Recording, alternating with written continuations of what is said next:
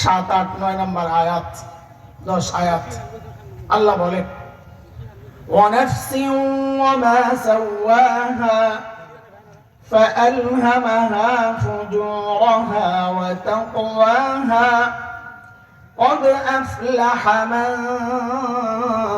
زَكَّاهَا وَقَدْ خَابَ مَنْ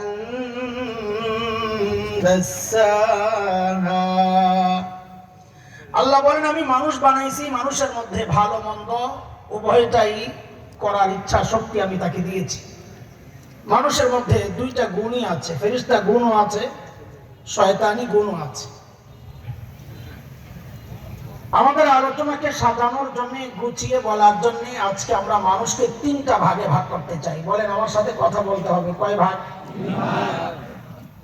1 নম্বর হচ্ছে সর্বশ্রেষ্ঠ মানুষ যারা।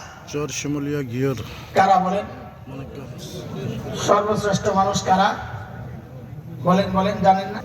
নবী রাসূলগণ। সমস্ত নবী রাসূলদের ব্যাপারে আহলুস সুন্নাহ ওয়াল জামাতের আকীদা, আজকে আপনাদের এখানে যারা মেহমান হয়ে আসবে তারা যে উলামায়ে দেওবন্দের আকীদা, আহলুস সুন্নাহ ওয়াল জামাতের আকীদা হচ্ছে সমস্ত নবী মাসুম, নিষ্পাপ। কোন নবী জিন্দেগিতে কোনো গুনাহ করেন নাই। বলেন আমার সাথে, কোন নবী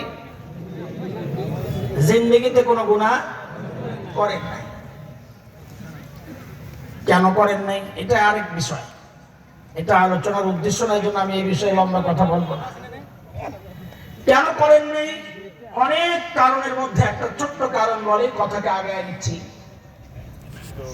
কারণ হচ্ছে সমস্ত নবী গুনাহ না করার অনেক কারণ আছে, এর মধ্যে গুরুত্বপূর্ণ যেই কারণ সেটা হচ্ছে সমস্ত নবীকে আল্লাহ নিজেই গুনাহ থেকে বাঁচাইয়া দিয়েছেন। আবার প্রশ্ন আসবে, আল্লাহ কেন বাঁচাইছেন? এর জবাব আছে সূরা হজ 17 নম্বর পারার একদম শেষ পৃষ্ঠা। ওখানে একটা বক্তব্য আছে আল্লাহর। আল্লাহ বলেন আল্লাহু ইয়াসতাফি মিনাল মালাইকাতি